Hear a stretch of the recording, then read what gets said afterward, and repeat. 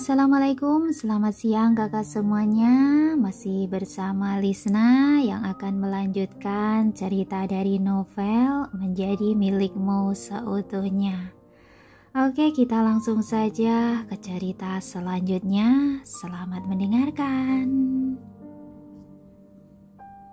Sekali lagi Tiara mengingatkan dirinya kalau kesempurnaan dan kumpulan pengagumnya itu tidak ada kaitan sama sekali dengan dirinya. Rasa canggungnya berlangsung sepanjang proses pemijatan, meskipun tidak ada penyangkalan bahwa keahliannya sebanding dengan mereka, para ahli pijat profesional. Tiba-tiba kesunyian yang asing dan syarat makna ini memenuhi ruangan, sementara ada sesuatu yang ganjil dengan udara di sini. Pada titik tertentu dan tanpa disadari olehnya, ujung telinga Tiara mulai memanas.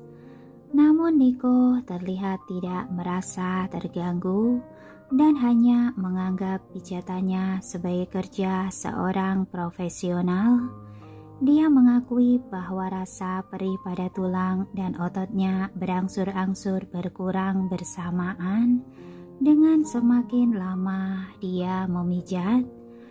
Saat itu tatapan gelap matanya jatuh dan melekat pada perempuan itu. Kepala Tiara sedang menunduk dan wajahnya sangat serius dan fokus di bawah sinaran lampu temaram. Dia tidak memiliki kecantikan luar biasa yang bisa menghentikan detak jantung ataupun keanggunan paras yang tertanam dalam diri seorang sosialita. Tetapi ada sesuatu yang menyegarkan dan misterius di dalam dirinya yang membuat Niko terpikat.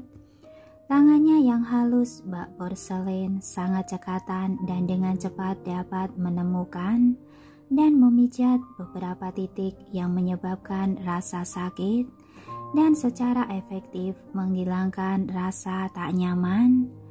Seluruh tatapannya itu telah membawanya ke alam khayal, karena setelah beberapa saat Niko merasakan ada dorongan sesuatu seperti hasrat yang menggairahkan melanda dirinya dan tak akan surut dalam waktu dekat.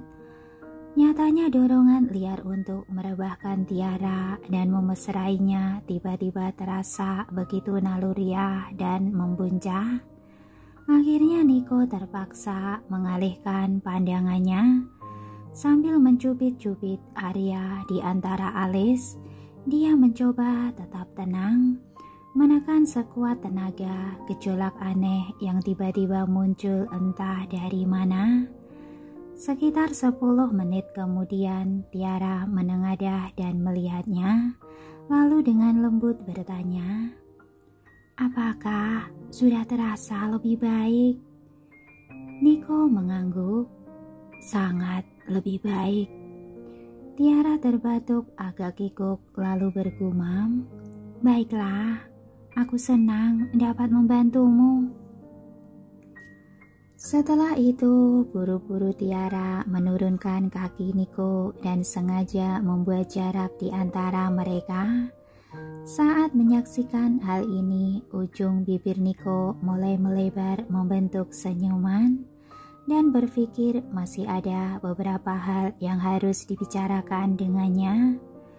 Suaranya yang berat memecah kesunyian di antara mereka saat dia berkata, "Nona Romario, aku harap kamu mau mempertimbangkan kembali tentang apa yang telah kita bicarakan sebelum ini. Aku yakin kamu juga bisa menangkap bahwa Gary benar-benar sangat mengagumimu, dan kuharap kamu mau tetap tinggal dan melatihnya."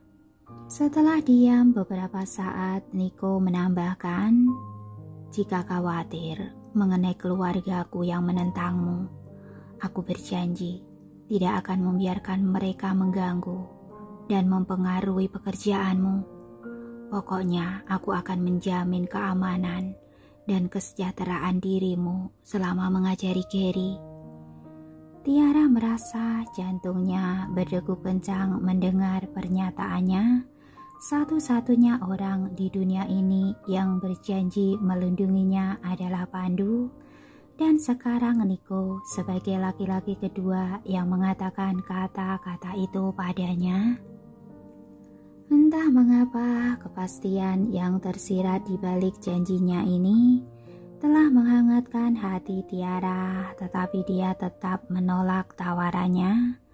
Sambil membuka mulutnya, dia menjawab, "Tidak perlu sampai seperti itu, Pak Samuel. Karena aku sudah memikirkannya. Aku berterima kasih atas tawaran baik darimu. Tetapi terlepas bagaimana keadaannya nanti, aku rasa aku tidak bisa lanjut mengajari Gary." Setelah beradu pandang dengan tatapan penasaran Niko, dia menjelaskan dengan tegas, "Kamu bisa lihat sendiri bagaimana Gary sangat menyukaiku. Dan ketika aku pun begitu tersanjung oleh hal itu, tidak ada jaminan dia tidak akan tumbuh besar dengan kedekatan emosional terhadapku. Apa yang akan terjadi nanti?" Tiara menatapnya dengan serius seolah secara perlahan memintanya untuk mempertimbangkan kemungkinan ini. "Dan satu lagi, Pak Samuel, aku sebenarnya sangat menyadari posisi dan juga statusku di masyarakat. Aku bukan berasal dari dunia yang sama denganmu dan Gary. Kalian berdua berasal dari keluarga paling elit di seluruh negeri, berada di puncak piramida sosial, dan semua orang menghormatimu. Di sisi lain, aku hanyalah seorang perempuan biasa yang setiap hari berjuang untuk bertahan hidup. Selain itu, suatu hari nanti kamu tentu akan memiliki keluarga, bukan? Tidakkah terpikir bahwa istrimu kelak, calon ibunda Gary, akan mengatakan sesuatu mengenai kehadiran konstanku di dalam hidupmu? Aku tidak memiliki keinginan untuk menjadi pengganggu orang lain. Dengan begitu, menurutku akan lebih baik bagi kita untuk menghentikan pengejaran Gary lebih jauh lagi akan hal ini, sementara dia sendiri terlihat tidak menyadarinya. Hal ini akan menyelamatkan kita dari berbagai masalah di kemudian hari. Tidakkah begitu?" Tiara menjaga dirinya untuk tidak menghela nafas dan melenguh keras saat mengatakannya. Kepekaan penolakan darinya tidak membawa serta kesedihan yang datang menyertainya. Sementara itu, Niko juga ikut diam, seakan dia tidak ingin adu argumentasi menentangnya. Tanpa berlama-lama, Tiara mengalihkan pandangan dari Niko dan bergumam, "Sudah malam, kamu harus beristirahat, Pak Niko. Aku akan kembali tidur." Kemudian Tiara bangkit dari sofa dan kembali ke samping kasur Gary. Dia membenahi selimut dan menutupi seluruh tubuh Gary dan meringkuk di tepi kasur dan tertidur. Pada kenyataannya, dia tidak langsung tertidur lelap. Dia hanya merebahkan kepalanya pada lipatan lengannya sambil mencermati wajah Gary yang tengah tertidur, merasakan kesedihan yang sulit dijelaskan. Sementara itu, Niko tetap duduk di atas sofa seperti patung sambil memperhatikan punggung Tiara, tetapi membiarkan dia dengan keputusannya dan tidak berusaha menghalanginya. Patut diakui, dia tidak menduga akan mendengar berapa dalam dia telah berpikir tentang penolakan dan alasannya. Dengan kata lain, dia harus setuju dengan pertimbangannya. Gary sedang mengembangkan kedekatannya pada Tiara yang pada akhirnya akan tumbuh sebagai ikatan. Yang lebih penting lagi, jika Nico mendapatkan kepastian bahwa dia adalah perempuan yang telah menelantarkan anaknya demi uang beberapa tahun lalu, maka dia pasti akan langsung mengusirnya dari kehidupan mereka tanpa banyak kata. Bagaimanapun juga akan lebih baik bagi Tiara untuk meninggalkan mereka sekarang juga daripada menunggu kerumitan yang akan muncul sesuai dengan berjalannya waktu. Gary pasti akan kecewa dan marah, tetapi dia anak yang pintar dan dengan waktu yang terus berjalan, dia akan mengetahui alasan di balik kepergiannya.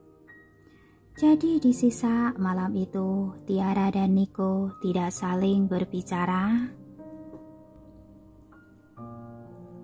Pagi harinya, Gary tersenyum lebar saat bangun dari tidurnya dan mendapati Tiara ada di samping kasur. Selamat pagi, Nona cantik. Sapanya dengan riang. Senyum Tiara lembut dan menawan saat mengelus pipi lembutnya. Selamat pagi sayang. Kemudian Tiara mengajaknya ke kamar mandi untuk membersihkan badan. Dan setelah selesai, mereka bertiga menyantap sarapan yang diantar oleh kepala pelayan keluarga Samuel. Setelah itu, Nico dan Tiara membawa Gary untuk menjalani beberapa tes untuk mengetahui perkembangan kondisi kesehatannya.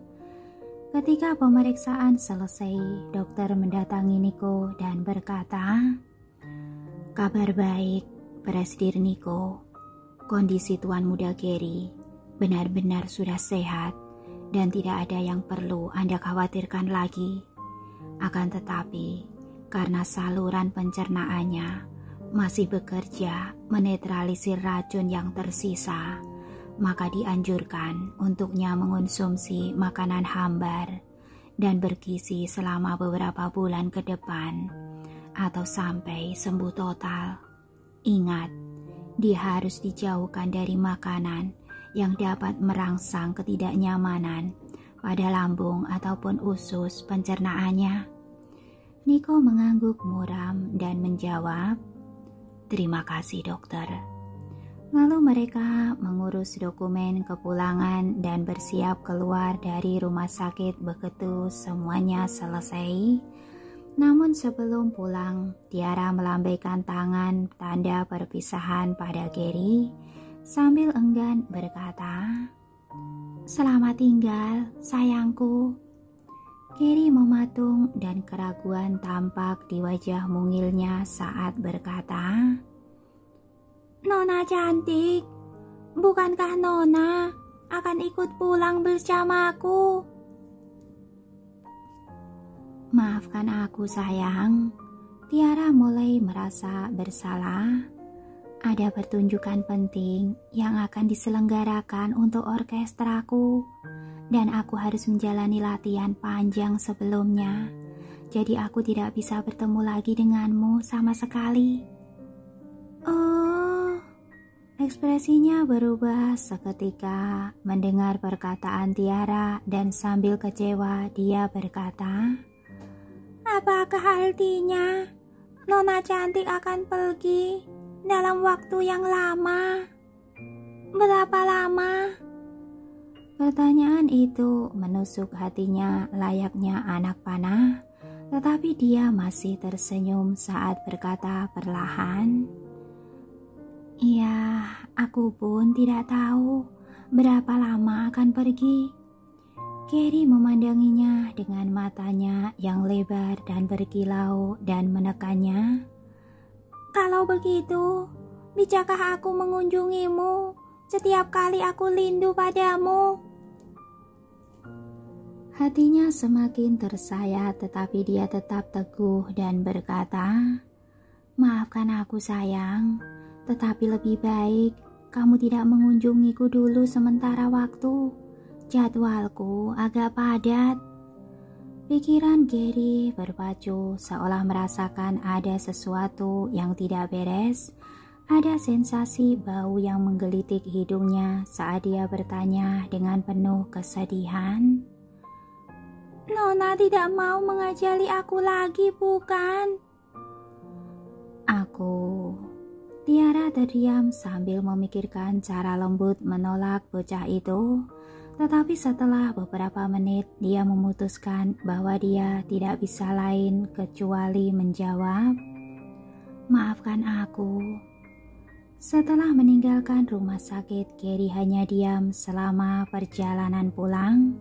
Kepalanya terus menunduk dan tersirat kesedihan di wajahnya, dibarengi oleh kekecewaan yang menyayat hati.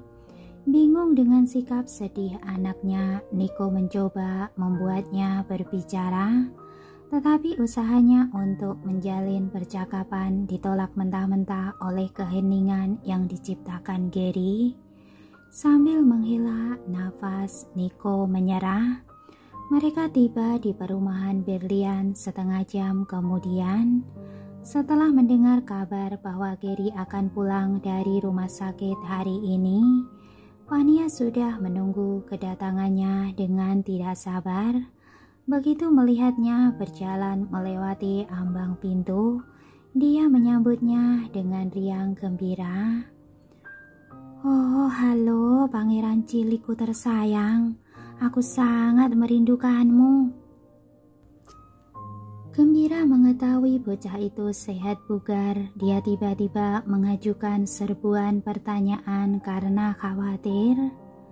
"Kamu ingin makan siang apa, Gary? Aku akan minta dapur untuk menyiapkan makanan yang enak untukmu. Bagaimana? Apakah kamu masih merasa ketakutan, sayang?" Akan tetapi, Gary masih terus menunduk dan tidak mengucapkan satu patah kata pun.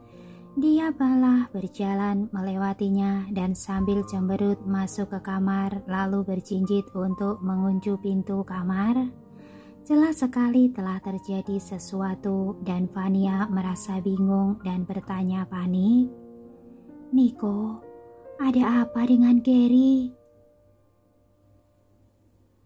Niko merasa sudah sangat lelah saat melihat betapa terkejut dan khawatirnya Vania pada keadaan Gary yang sedang merajuk. Niko mendesak untuk menjelaskan. "Dia hanya merajuk. Ibu tahu kan, anak-anak, biarkan saja dia seperti ini dulu, dengan dunianya sendiri. Kenapa ibu tidak pulang dan beristirahat saja? Ibu bisa mampir di hari lain." Vania mengangguk setuju, tetapi dengan gelisah menambahkan, "Hal yang wajar kalau dia murung sehabis keluar dari rumah sakit.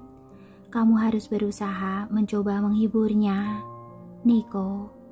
Tetapi jika malah membuatnya semakin murung, percayalah, ibu akan lebih menyusahkanmu." "Mengerti, Bu," jawabnya dengan anggukan.